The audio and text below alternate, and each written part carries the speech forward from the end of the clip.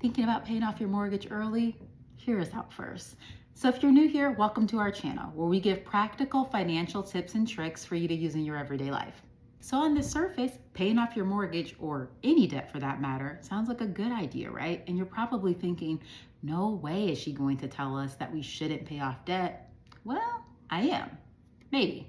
So, debt isn't inherently bad. Whenever we're making a financial decision where there's an interest rate attached, we always have to assess what is that relative to. So, what is your interest rate? And therefore, that's what it's costing you. But then also, what can you be earning in terms of an interest rate?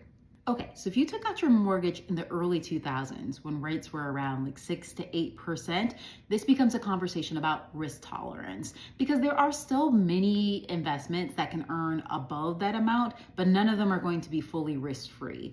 I would still argue that it is best for you to take that money and put it into a diversified stock portfolio, and that is a much better use of that cash than paying off your mortgage, but again, risk tolerance.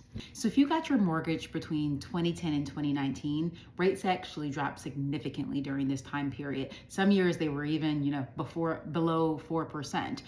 So you'd be able to find like even low risk options to be able to cover that amount. So honestly, even some of the current CDs that are being offered today.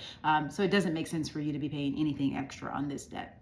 So if you bought a refi during 2020, 2021, consider yourself one lucky person because money will probably never be this cheap again. You should never pay this loan off until you absolutely have to.